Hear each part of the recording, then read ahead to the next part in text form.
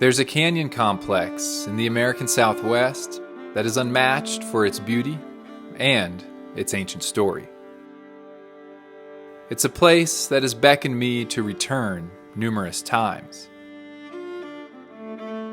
And each time, there are new things to find. Messages from the ancient cultures that once thrived here cover the walls. Whenever I'm here, I always wonder if there's a deeper meaning to it all. Some way that it's all connected, that I don't yet fully understand.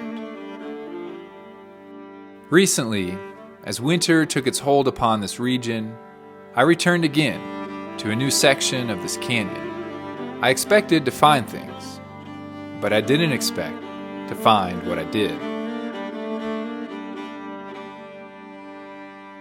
Well, we got ourselves a cold one today. This is first trip of 2025. It's kind of been a strange winter. It started out really cold and wet, and then it got warm and dry, and now it's cold and dry, and it's kind of been all over the place. I'm curious what the creek up here is going to look like. Yeah, it's, definitely got ice on it. No surprise there. But because it has been so warm, it's not frozen solid, which might make the crossings a little trickier.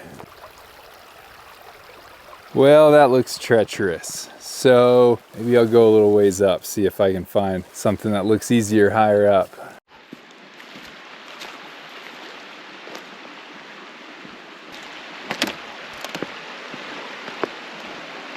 This might be my spot.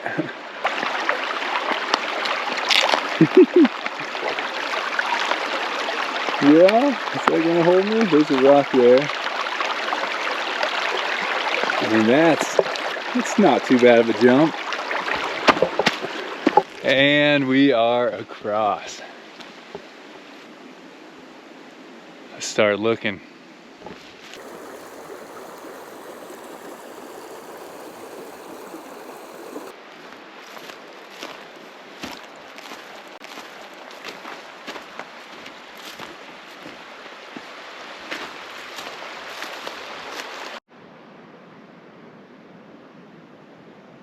Nothing so far. We're kind of at this point in the canyon here. So those are oftentimes places you might find something. Let's go take a closer look up in this jumble.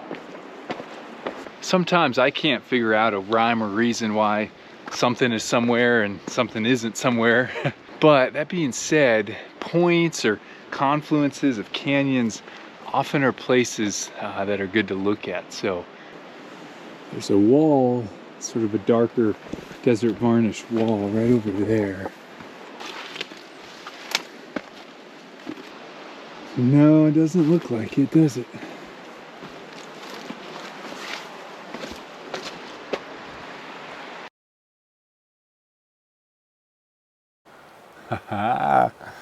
Hard work paid off. Take a look at these. Oh man, it's just so fun. I mean, they're not huge by any means. I see some up there, but it's just, it is just a good time when you find something unexpected. They are very small. I mean, I'll show you, there's my index finger to give you an idea. Definitely looks like probably bighorn sheep. It's a little person. Your guess is as good as mine with that.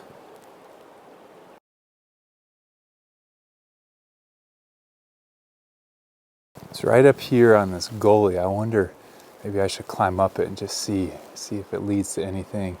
And there's like a little person right there.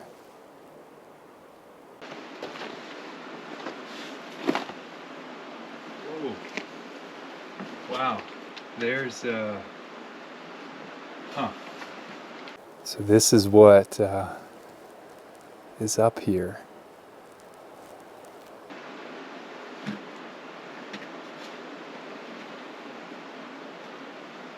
Well, a little bit of scrambling brings you up.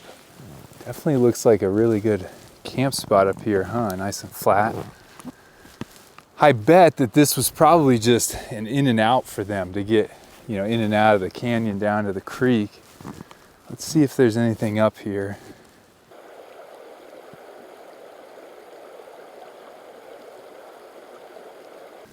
Well, I don't see anything obvious, and I don't want to get too sidetracked, so Let's go back down and keep moving.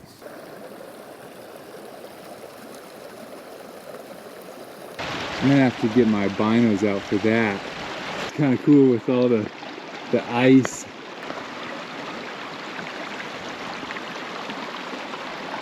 Yeah, let me get the binos out. That's, the more I look at that, I'm pretty positive up there on that desert varnish. With the GoPro, you probably couldn't see at all what I was talking about. Look at, yeah, even looking through this viewfinder, I can tell those are some petroglyphs. It looks like maybe even over there could be something right behind that juniper.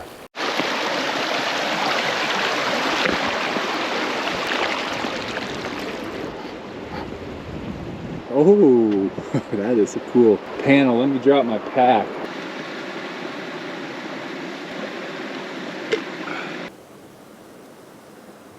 Very cool.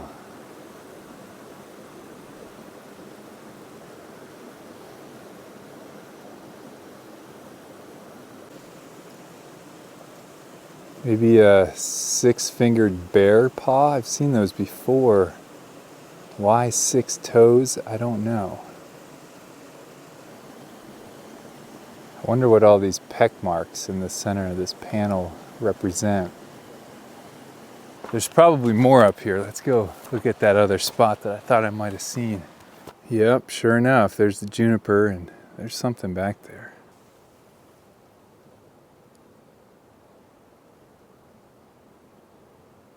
See some bullet holes over here. Let's go. Maybe there's some rock art too. The cowboys back in the day, some of them liked shooting at rock art. There's the bullet holes. Their aim's not too good, huh? I'm sure they were just shooting at the desert varnish, but either way, thankfully they missed those. Now look at how some of them are just like right on the edge. You've got this big flake that comes off, you know, just a little hollow spot back there. And it's like some of the designs are purposefully, partially hidden. Like that one in particular. Wonder why. Although I don't have an answer to that question, seeing the sun and shadow interact with this figure made me wonder if that had something to do with it. It just goes on, but I want to go grab my backpack so I don't have to backtrack all of this. Well guys, we got some big stuff coming up in 2025. This is a little day trip, taking advantage of some dry weather and easy hiking conditions, but yeah, I got some big backpacking trips planned, so stay tuned. It's gonna be a good year, God willing.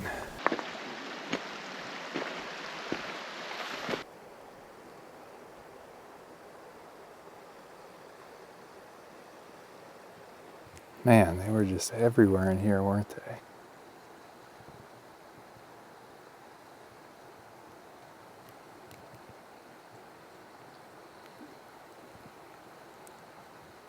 Wonder why that guy has 4 arms. A lot of the rock art in this canyon can be traced to a group of people known as the basket makers. As always, you're going to see various dates given for their existence, but to keep it simple, we'll say they were moving through this canyon 1,500 to 3,000 years ago. Of course, basket maker is a term we've coined. We don't know what they called themselves, but the archaeological record has turned up many ancient baskets at their habitation sites. Basketry must have played a key role in their everyday lives because pottery had not been invented yet. In the later stages of the basket maker period, we see people shift to a more agricultural way of life, and new technologies are adopted, such as ceramics and the bow and arrow. That's when we transition into the Fremont or the ancestral Puebloan time periods, depending where you're at in the Southwest. This area is on the fringes of both of those later cultures, so you can find the influence from both in this surrounding area. Curious to find further clues that might explain why there were so many petroglyphs here, I kept on.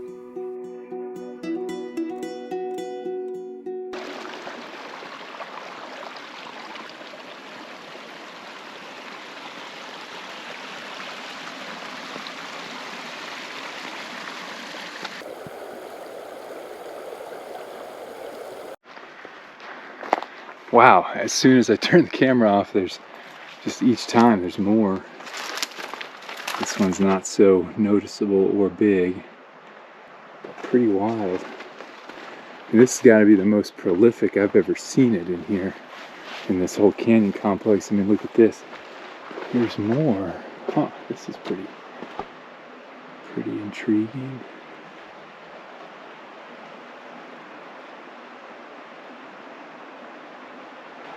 Oh wow. I don't know how well, it's pretty faint.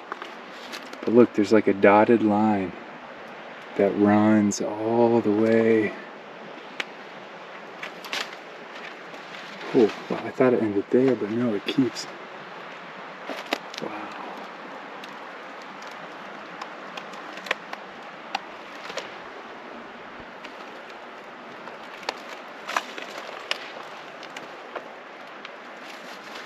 Maybe it dies out over here. It also could have just been eroded away. I mean, that's a good 25 feet that thing runs, maybe 30. Look at this, it just goes on and on. Kind of interesting, the holding hands motif, huh? There's been so much along this cliff band, it makes me wonder what's up above. Let me see if I can find a break somewhere that it gets me up top. This is just beyond where that huge dotted line was. I think it's gonna go. I'm just looking at these walls in here to see if there's anything else.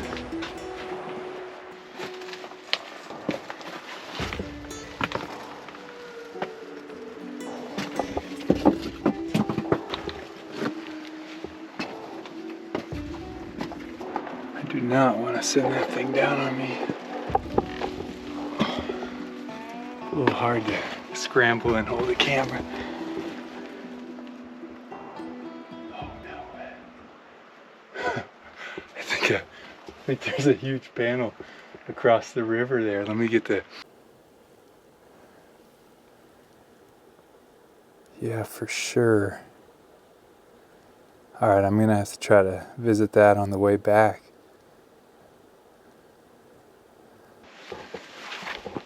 Okay.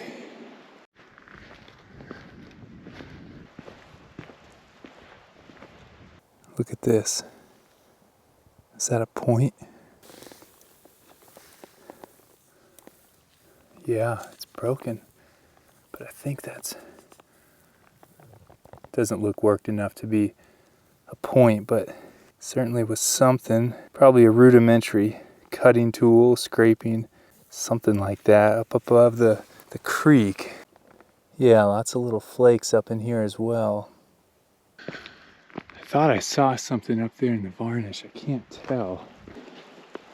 It's like a little maze back in here. No, ooh, actually, you know what? Here it is with the better camera. That little box is what I saw first, but that piece of pizza below it, that's for sure something. Let's see what's up here. It's almost like, you know, when you have those triangular figures, it's almost like the body without the legs, arms, or head. And once again, maybe not so noticeable. I mean, this is a massive chunk of rock, but you know, they're kind of like right on that seam line. Maybe 4 or 5 little dots there. Thinking about this after the fact, I had the idea that these could have been images that were painted at one point in time. Here's an example of what I mean from another site. This figure is both painted as well as carved or pecked into the rock. Maybe something similar was going on here. If so, the paint is long gone. Well, it looks like some work, but of course my mind then asks me, well, is there anything else higher up? I think I'm gonna have to figure out.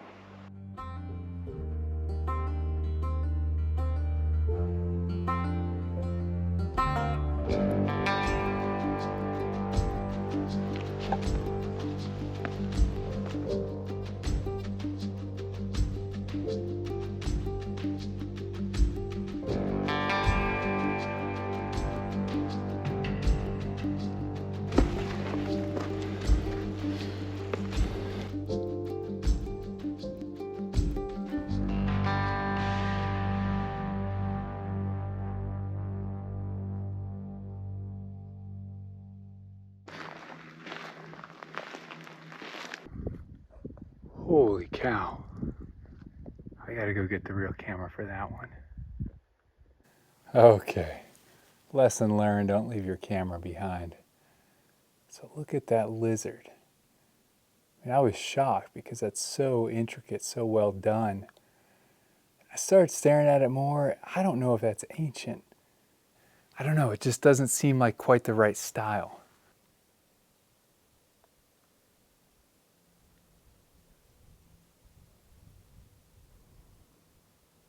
So there's another panel just a short ways away from that. I mean, this looks 100% authentic, but look how it's just kind of hidden back here.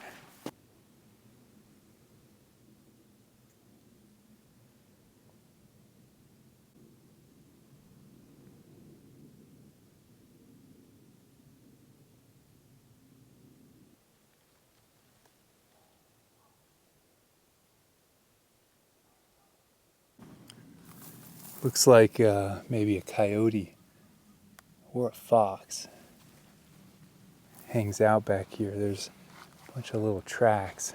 I wonder, is there water back here? Like a pothole or something? No water right now, but it is an interesting dead-end canyon, isn't it? I couldn't help but wonder what the significance of this place might be. Perhaps centuries ago, it did hold water. What did the petroglyphs here communicate? Were these two figures some kind of animal? Or representations of a buffalo headdress?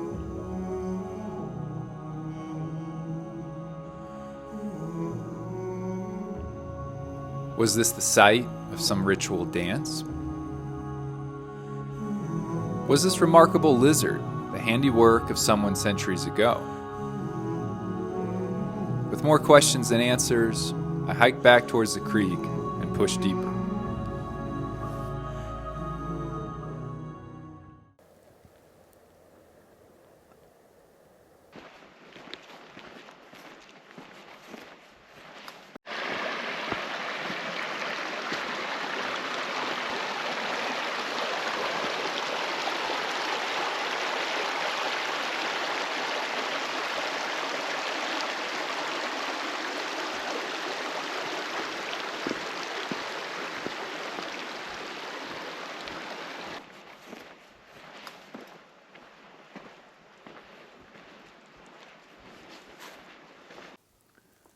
Wow, look at this huge panel up here. Big figures. It's a little tricky to get a good angle with the slope, but yeah, those, I mean, that elk, if that's what we think it is probably 3 feet tall.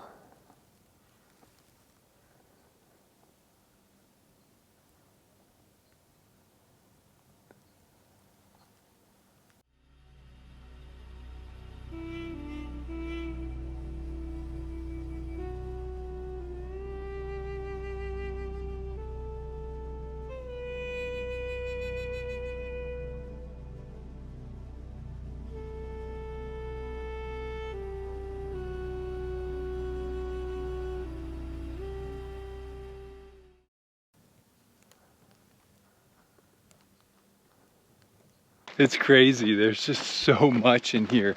I've actually passed up probably, I don't know, at this point 3 or 4, small panels, not really major looking ones, just because I want to cover some distance. And if I stop at everything, ooh, that one looks pretty cool though. Okay, as I'm talking, here's another one, but this one looks kind of unique and pretty cool. So let's go look at that.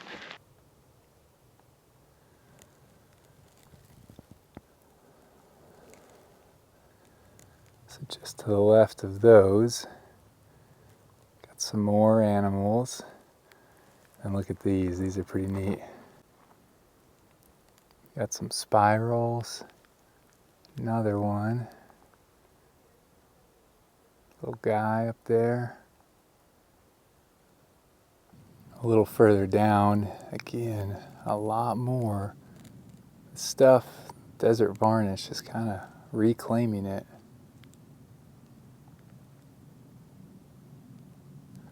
It's kind of neat. It's right next to this Huge pillar that's leaning against the main cliff band.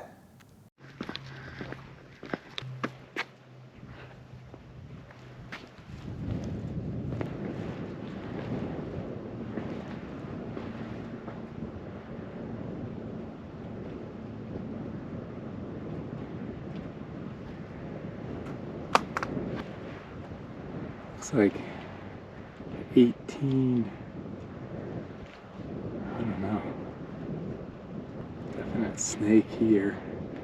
Even got the tongue coming out. Really faint bow and arrow guy down here. Huh. Oh wow, that's a big, man, it is just everywhere. A lot of hunting motifs now. You've got a guy with a bow there at the back of the herd. You got all these animals. Kind of interesting because it's like maybe a crane, a heron, some kind of a bird it looks like up top. I like how there's little animals and big ones. But look, they all end with another hunter.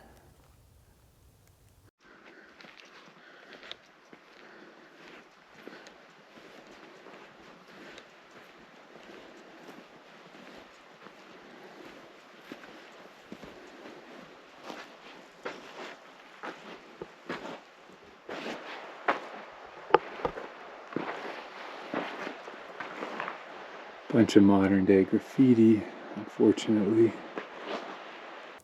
That sign is basically saying, enjoy these places, don't destroy them. Like by putting your initials right over 1,000-year-old rock art.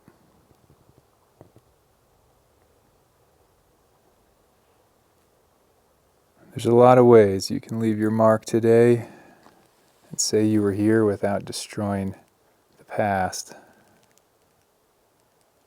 Maybe 1929 up until 1911, probably more modern day stuff over here. Look at all the fires up in there. This cave has been used a long time.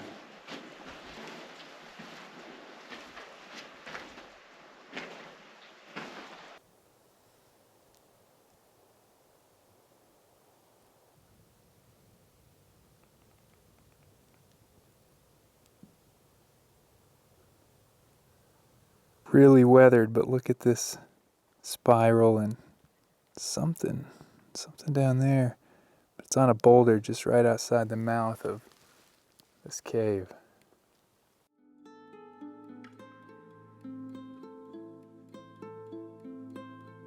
Early on in my desert wanderings, I held the assumption that these ancient markings were merely the curious doodles of prehistoric people, creating something to pass the time, or even just kids goofing around with a rock.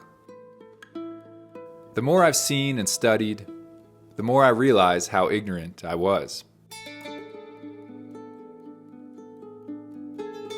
There are those in the Southwest who believe the term rock art is a misleading description of these images. That calling them rock writing would be more accurate to the purpose and meaning behind them. Although I'm not interested in the debate over semantics, I am convinced that there was much more being communicated through these images than I'll probably ever know. In this canyon alone, the countless panels of writing that might seem random to us could communicate the locations of where to hunt, where to perform a specific act, the history of a group of people, or the pathways of travel for people and animals. Although I don't expect to ever solve the mystery contained in these deserts, I hope my continued wanderings bring me to a greater understanding of those who carved out a living here for so many millennia. If you want more Desert Drifter content, monthly live chats with me, exclusive content, research links, giveaways, and more, consider checking out my Patreon. We're building a great community there, and I'd love to see you as a part of it.